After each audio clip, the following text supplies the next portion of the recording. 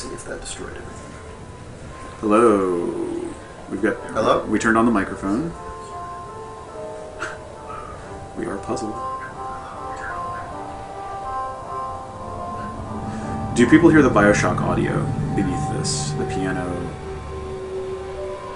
Yeah, it's all here. Okay.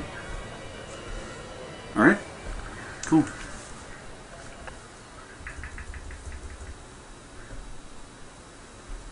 Okay. Cool. Alright. Alright. Hey guys. This seems to be working, which is really surprising because usually it doesn't. So good for us. We did it.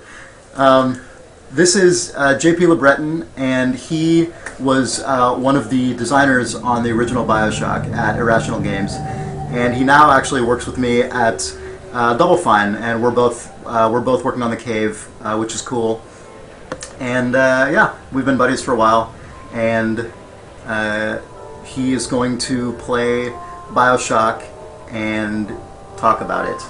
Yeah. About all the, hopefully interesting insights. Some inside baseball. What went on during the development of the game and like why some of the decisions were made the way they were and all that stuff. So, yes, we don't know how this is going to work or anything, but I don't know. Hopefully it'll be good. Jake will be back soon. Jake is feeding a cat right now, and he is driving back to the office now, but we didn't want to delay this too much, so that's happening. Also, all of the graphics on the screen right now, with the exception of the ones in BioShock, are Jake's handiwork. So enjoy the hilarious mainframe 60s and 70s era electronics and graphics. So good. I'm so down. Yeah, he did a good job. I don't know, what can we switch to? That's also a funny thing here. Oh, this is funny. Got gold cam. So this Blum small. Here's Blum big. Esteemed member of our panel, and he's here. He's staying very still. What else can we show off here? And lording. Yeah, we have all kinds of good shit going on with this. This thing. So yeah. Should we just get going? What do you want to do? You want to just start playing the game? Yeah, sure thing. All right. Yeah. So we're just going to switch back to the full game mode, and we might come back into camera mode occasionally, but probably most of the time we're just going to be in the game. So go ahead, JP. All right. Okay. Oh, and if people have questions, you can ask them in chat, and JP won't be able to see them, but I'll be able to see them, and I can pass stuff on to I can see because we've got Chrome in the background here. So I've got. Can't see the chat, so that's it's good. Okay, yeah. I don't know if I have anything interesting to say about the start menu. There were a whole bunch of different versions of this, of the Lighthouse intro start new game thing.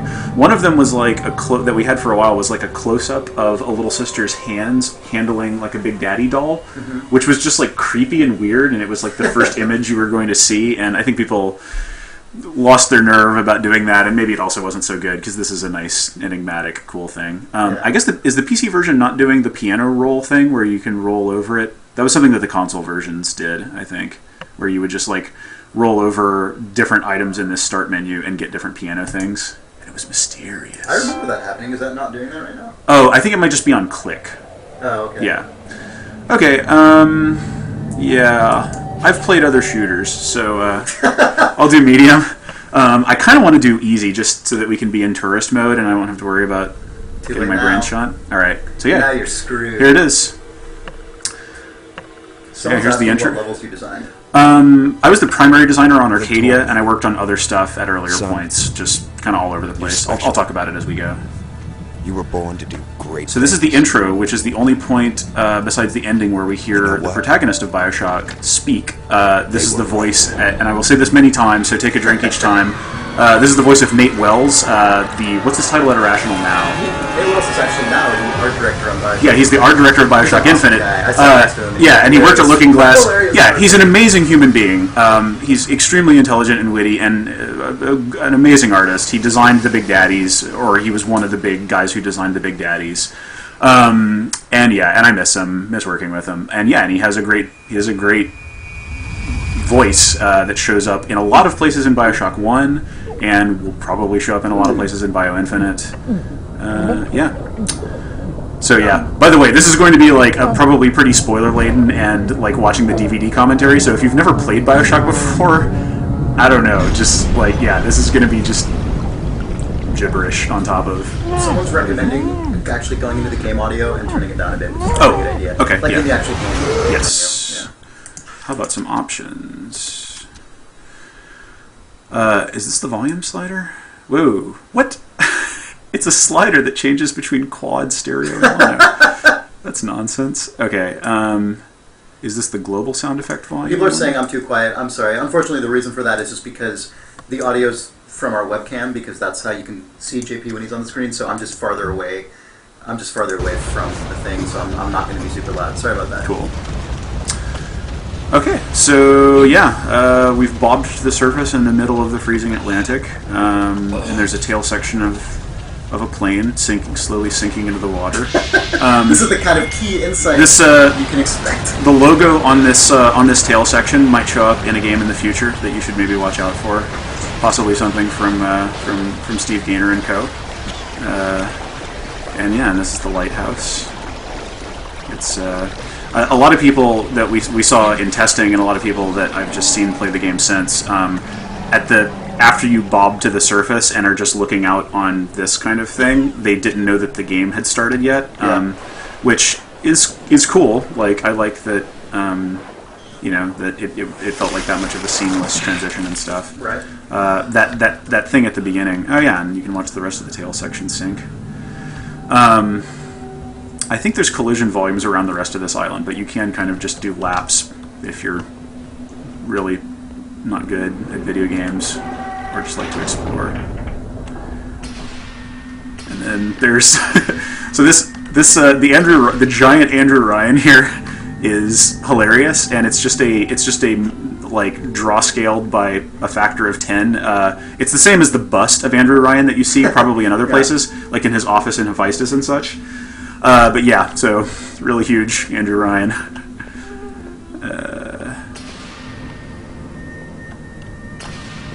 We're drawn ever downward. Science. She blinded me with it. Yeah. And we're hearing Django Reinhardt's cover of Beyond the Sea, which is beautiful and timeless. And then we hit a switch, and we go into BioShock.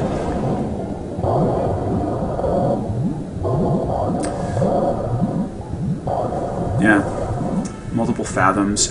So this whole section here, which the game level that we referred to it during all of development is Lighthouse, and Demiurge Studios of Boston actually did the initial build out of this for the first half or maybe most of 2006, and then we took it in house and did a whole bunch of more development on it. But yeah, they got the ball rolling and probably built a lot of the assets that you see in the Lighthouse and stuff. And yes, here's Andrew Ryan's famous slideshow monologue. The basic shtick for this about why Andrew Ryan hates all the different, political entities in the world was written very early. That was really part of Ken's formulation of Andrew Ryan as a character and, his motivation for creating Rapture. So in that sense, BioShock's world was fairly fiction-led, but a lot of other stuff tumbled out a little more emergently. And this. I still like this vista. And there's a giant squid. Finley in the sign here refers to Alyssa Finley, the game's, I forget what her title was on Bio 1. She was like the head executive producer. Yeah. And pretty much the person, the founder of 2K Marin, and it was her and Jordan Thomas who asked me to come out in November of 2007 to go found 2K Marin after we had shipped BioShock. Here's a giant whale. This whale doesn't actually look very good at all. If you just look at it up close, it's like a big toy-looking thing, but it's awesome. And I think that's probably a big part of BioShock, is that it has some amazing individual assets, but then there's other things that are just barely good enough to look really good for the few seconds that they're on screen, or just to make that illusion kind of pass for as long as it needs to. And that's, that's just, don't do any more work than you need to get an impressive effect, if an impressive effect is all you're going for here.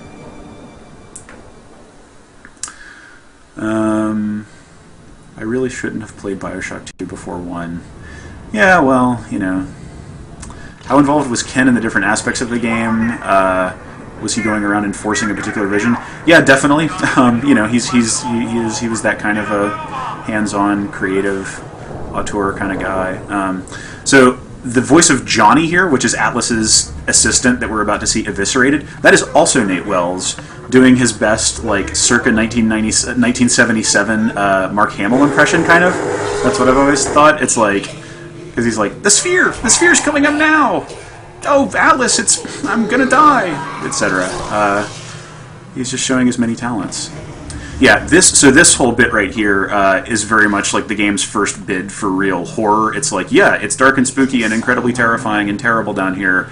I know that Jordan Thomas and Stephen Alexander, Jordan went on to be, the creative director and founder of Taking Ren, along with the other 7 of us, and Stephen Alexander, who's still like the visual effects guy at Irrational, incredibly talented, both and of them. And it's kind of one of the key, definitely on Infinite, is kind of one of the key guys involved with, maintaining the kind of vision of the game with Ken and the sauce. Yeah. But yeah, they worked together really closely to get like the timing of this whole moment with the ceiling crawler killing, Rosie, killing Johnny, and the whole lights flickering and her screaming, and because the lighting was really the key part of it, because if we had shown much more of Rosebud's face, that's the splicer type, the girl and the lady in the jumpsuit, if we had shown much more of that with lighting, like kept the lights on for a little longer, it would have completely fallen flat. But as it was, like this flickery shadow play type thing where you don't really know what the hell you're looking at yet, was really... I don't know how you survived that plane crash, but I've never been one to question Providence. Yeah. I'm Atlas, and I aim to keep I'm you Atlas. alive. Now keep on moving. Yeah. I'm gonna have to get you to Atlas is introducing you, asking you to kindly pick up the radio, which you do, deep breath and step as if mysteriously compelled. I won't leave you twisting in The shades coming down is a big moment here for some people. We're gonna need So you to get draw to see a the line. city, and you're just like, You're oh gonna have to yeah, trust me. this is crazy. Fun fact, Atlas was originally voiced by a guy with like a southern accent. Up till about January of 2007, when people just like really responded very negatively, like testers and stuff really responded negatively to, as we called him, like Southern Atlas or lecherous Colonel Sanders Atlas. And so Ken was like, at that focus test, basically, Ken was like, I'm gonna completely rewrite Atlas and cast a different guy and stuff. No offense to the voice actor who did that initial read. He had a great Fontaine, actually. A lot of people feel like he did a much better job voicing Fontaine, and this Atlas is maybe a weaker Fontaine, but... Alright. So, we get the crowbar. We get attacked. Whoa! Alright, this is our first splicer in the game. This guy, the guy with, like, the big lip, and who, just has a little bit of a lateral lisp and stuff. This splicer type, I can't make him turn around, even by beating his poor corpse. This guy was called Toasty. Like, we had these internal names that I think exist on the BioShock wiki because people went digging through the data files. And this guy was called Toasty for reasons that are just too arcane to be interesting to recount. But yeah, Toasty became kind of his own thing because he's got just, his lines and just, he's just a hilarious dude who is actually a really terrible person. Like, he's a genuinely bad person. But he's everywhere in this game, and he shows up like 50 bazillion times in this first level of BioShock, so we love him. Toasty, I think, has a Tumblr as well. Somebody's doing like Toasty fan art, so goes to show. And here's the first Gatherer's Garden. It's crazy. Why would I ever do this? Why would I land underwater and then just slam this into my arm? But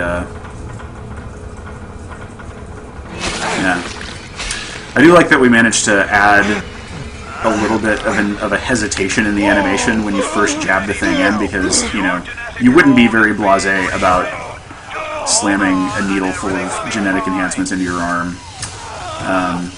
It's maybe still a little cavalier, and I remember people saying that they wondered about it.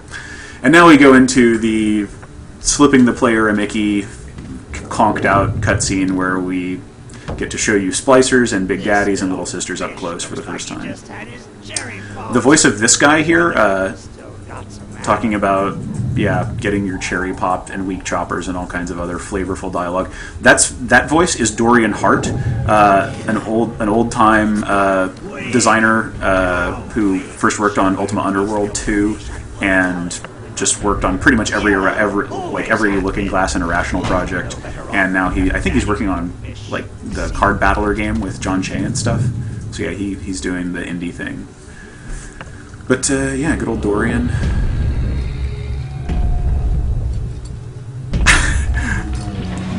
Big Daddy doing a comical stomp. Look, Mr. Bubbles. It's a cutscene. Angel. It's creepy. I can see light coming from his belly. I do actually like these Wait lines. a minute. He's still breathing. It's alright. I know he'll be an He'll be angel, an angel soon. Yeah. It's good. And not showing the little sister's face during that is definitely a good move, because they did not look good up close, and also less is more. You alright, boyo? I'm alright. Plasma's a real kick from a mule, but there's nothing like a fistful of lightning now, is there? Yeah, I guess there isn't anything like a fistful of lightning. Alright. Opportunity awaits. They're not wrong. So this little thing here where the tail section crashes into the tunnel, this is a nice, there's a screen shake animation that plays on the player's viewport there, and I really like how it ends with the player looking up and to the left a little bit so that you're very likely to catch the tail section. It's a very hands-off way. Like, a lot of other developers probably would have just taken control of the player and forced you to look at it, whereas, very subtly, like Amnesia: The Dark Descent does a little bit of that as well, where it's like, we want you to look at something, but we're not going to be, heavy-handed jerks about it, so we're just going to, wobble your view when it has a reason to be wobbled anyway, and now you're looking at the thing that we want you to look at. And then you can kind of appreciate it on its own merits as a player instead of as a viewer, basically. Alright, we're about to have our first... Wait, I forget what you do with this. Oh yeah, that's right. There's this weird trigger type thing where you walk around and then you're like, oh, it's a guy.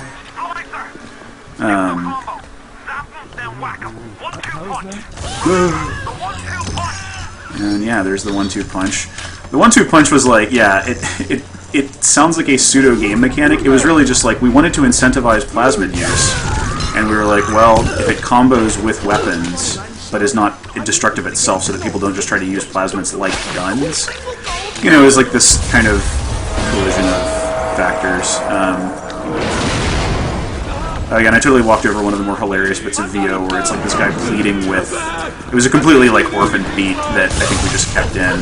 But this guy who comes out of the elevator here was like, tell Ryan I'm sorry, I'll blah blah blah. And he ends up just pleading with the guys who I guess blow up that elevator and cause it to plunge. And he's right before the thing goes up, he's like, no, please, please. And he just sounds like Tanzit from Space Ghost, It's just this weird little simpering milquetoast of a voice. But it's just another toasty. It's fine. He's on fire, and then you put him out of his misery. I've got a family. We're starting to build sympathy for this unreliable narrator. And yeah, some beautiful music by Gary Scheinman, right?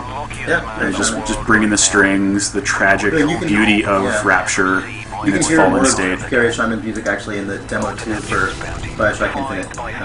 Oh yeah, cool. Yeah. I think there was a bug once where you could. Oh, did we blocking volume that? That's lame. Where you could totally electrobolt that guy, and it would cause hilarious bugs to happen, even though he was just meant to be a door banger. Like the Barney at the beginning of Half-Life 1 who's banging on that door during the tram ride. Shadow play. Yeah, Jordan Thomas, who was creative director of Bio 2 and worked on Shellbridge Cradle, the infamously scary Thief 3 mission. Came on, I guess in January of 2007, and in addition to being the primary level designer on Fort Frolic, he also just, Ken commissioned him to do a horror pass on the game to just, see what could be done to make the game scary. And I don't know if this specifically was like his, something that he recommended, but just seeing things in shadow more and like turning out the lights sometimes and just putting the player off off center and stuff like that. Yep. And this crazy lady is gonna. I guess this is the first time that you see Lady Smith, this lady splicer type, and she's nuts because, as we soon see, after murdering her ruthlessly, she's got a giant size revolver and a baby stroller, which becomes normal size when we pick it up. I shouldn't really rag on this game as much as I do.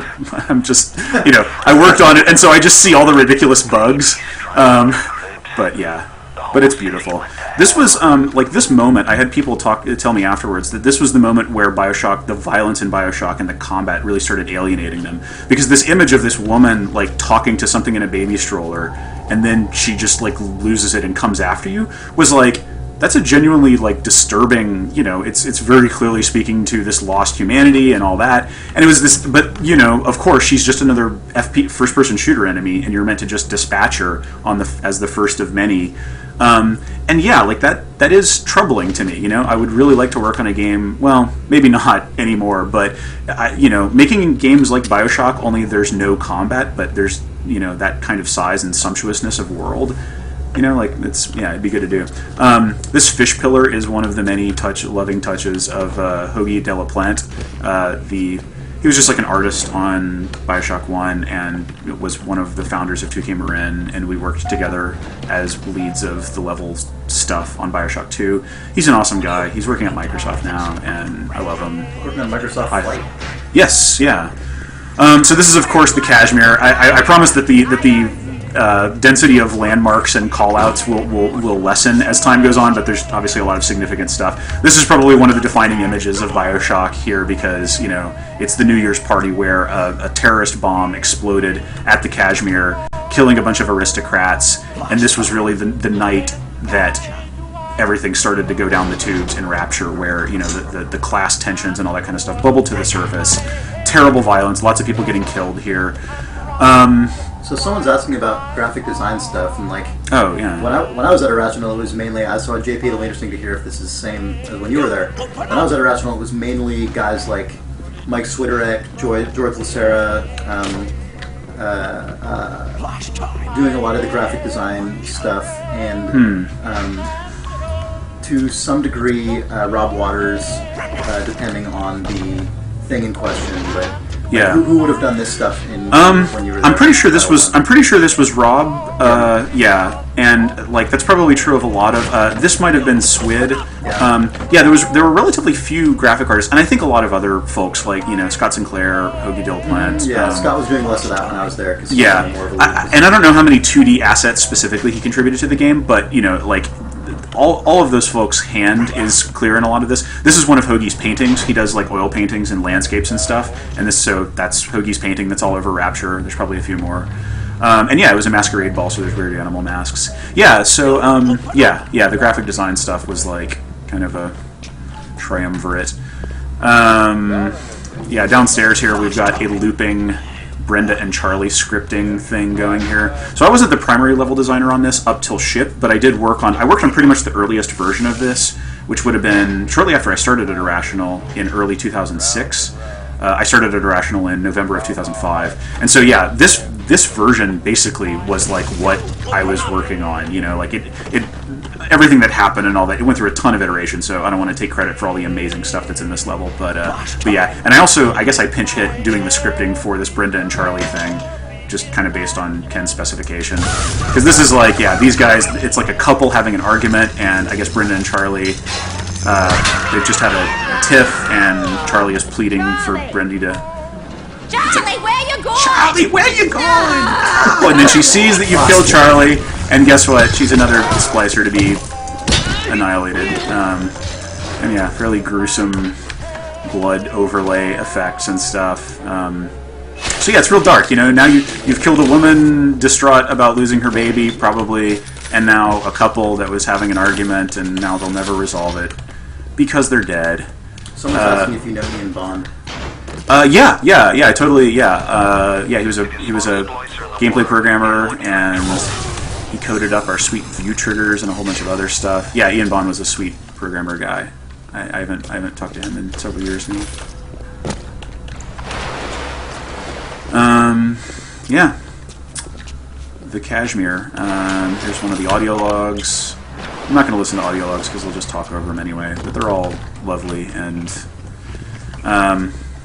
this used to be like a much larger pile of bodies because the idea was that after the bomb went off, everybody stampeded to get out and just trampled each other, which is horrifying. But I think the huge stack of bodies was just taken out for performance reasons.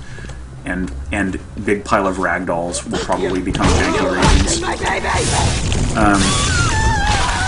I'm playing really uninterestingly here, partly because I don't have much in the way of cool tools yet, and also just because it's tough to talk cohesively and play a video game well. Would you kindly lower that weapon? That's funny. Why would I just lower that weapon like he asks? This is like a look that you get at a little sister. You lower your weapons because, yeah, like, you could just pop the little sister before and yada yada. There's a lot of little kind of subtle growling, and not so subtle maybe. And this is the first good look you get at a Toasty beating on a little sister, I guess, and then a Big Daddy showing up and doing ruthless ultra-violence on the guy. Yep, so that's Toasty. You can see him pretty clearly here. Oh, that's so sinister. She screams, and he's like, ugh. He's screaming things yeah. like, ugh. And then, yeah. Insightful. Yeah, oh yeah. That's all Toasty ever says. Toasty is realizing that he's made a very grave mistake, and now ultra-violence is performed. Full head bash.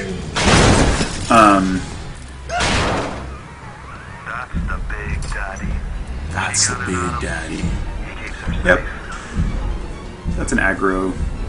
That's the bouncer type Big Daddy, which I think is shown in game and like the research and stuff. This was initially where you were going to get the pistol. Yeah, and he still in fact has a revolver pickup, even though we got a pistol from the baby carriage, because it was going to be like you only had the wrench up until this point, but I think we decided that like it was too long to go without a gun, because it's a shooter, you know. I say that sort of apologetically just as much as factually, but yeah, and then you shoot that lock, which is kind of a weird little mechanic that we threw in sometimes to slow the player down and gate.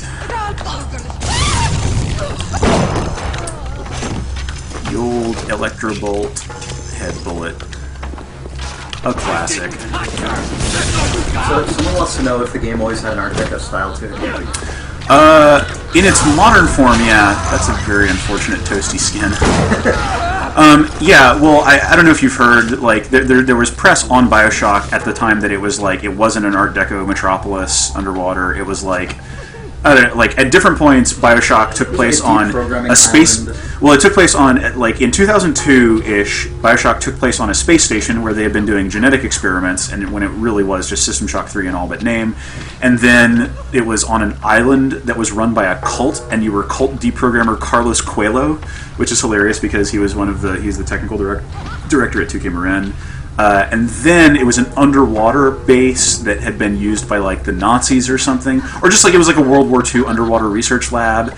And then from there, it more gracefully interpolated into being an Art Deco underwater city. And that whole transition was starting to happen around the time that I started in November of 2005, and like we built the first real level that was like, oh yeah, this is an Art Deco city, and man, it looks beautiful. We think we've got something unique and cool here.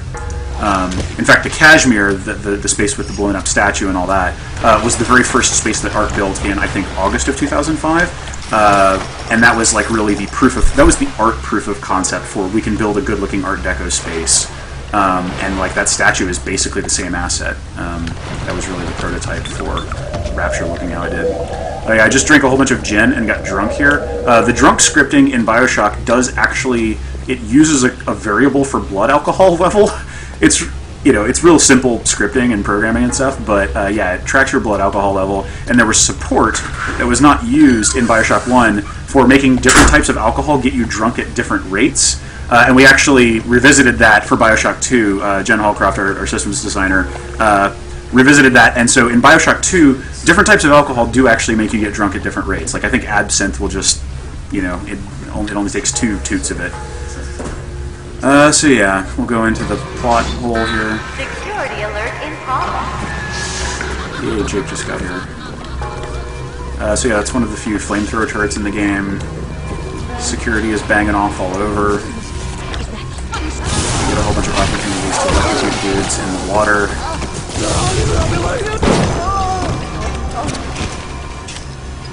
You shooting a guy? Atlas is gonna say, "Oh yeah, I'm shooting so many men." Jake just arrived. Hi, I wanted to make sure that JP was shooting guys. Yeah, make sure you shoot the guy and the lady. BioShock is maybe distressingly equal opportunity. There's a male and female splicer population because we didn't want it to just be video game mans running around in military world. So it's like, but yeah, it's kind of like, yeah, you kill a lot of crazy ladies, and it's kind of troubling in a different way. Someone's also asking about how long the Ayn Rand objectivist angle was in the game. That makes it sound as if it was cut. No, I mean, like, how so, was it going back? At what point did it appear? Yeah, it appeared right around the time that it was like an Art Deco utopia. An underwater Art Deco utopia. I think like Andrew Ryan being an objectivist dude, and the underwater city. I think all of that came together around the same time. That would have been like early to mid 2005, really, and that was really just like what Ken was reading and the formulation of that, and then pushing on art to do the Art Deco thing. The game's design was like was kind of weirdly out of sync with a lot of that because it was just considered to be like, well, it doesn't matter what fictional wrapper we put on this. And that proved problematic later because, a whole bunch of design changes happen and stuff. Not really to accommodate objectivism so much, but to just, like, when the aesthetic of your game shifts, you kind of do have to shift the mechanics, honestly, So yeah, we're about to get to,